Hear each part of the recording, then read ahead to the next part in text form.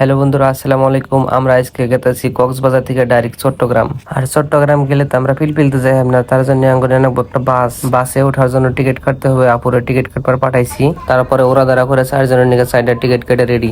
তারপরে বাস হাতে টাইম লাগবে, তার জন্য আমি টাইম পাস করতেছি ললিপপ খাইয়া। তারপর ফাইনালি ওয়েট করতে করতে আমাদের বাস আই গেছে। বাসের ভিতরে এখানকার ওইটা বমু। বাসের ভিতরে বহার পর একটা সুন্দর দৃশ্য দেখলাম। এই ভিউ দেখতে দেখতে নাজিবুলে দেখি ঘুমাইয়া গেছে। আমরা সবাই ঘোরাঘুরি করতে করতে অনেকটা ক্লান্ত হয়ে গেছি। বন্ধুরা, আপনারা হয়তো জানেন না মেকআপ ছাড়া মেয়েদের কেমন দেখায়।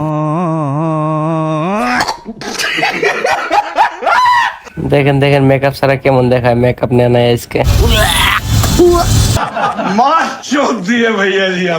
ফাইনালি অনেকক্ষণ দেরি করার পরে আমরা এসে গেলাম চট্টগ্রাম। এখানে এখন খাওয়া দাওয়া করবো। সর্বপ্রথমে খাওয়া দাওয়া, তারপর যাওয়া যাবে। তারপর বন্ধুরা নাজিবুলে বলে গুঞ্জি লাগবে, বলতেছে কি আমাকে বাংলাদেশে একটা গুঞ্জি কিনা দাও। গুঞ্জি কেনার জন্য অনেক ঘোরাঘুরি করলাম, তারপরে গুঞ্জি পাইলাম না। তার মানে হইলো বাংলাদেশে গুঞ্জি আছে কিন্তু ওর সাইজের গুঞ্জি নাই। চুটিয়ে লাল করে দেবো, নোংরামি বার করে দেবো।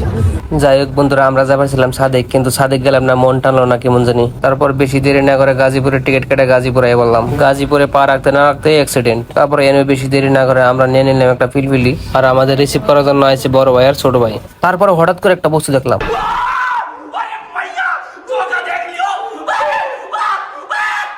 বন্ধুরা, আমি আছি বর্তমান গাজীপুরে। আপনারা কোন থেকে ভিডিওটা দেখতেছেন অবশ্যই কমেন্ট করবেন এবং আমার বোকাবাজ সানিদুল পেজটা ফলো করে পাশে থাকবেন।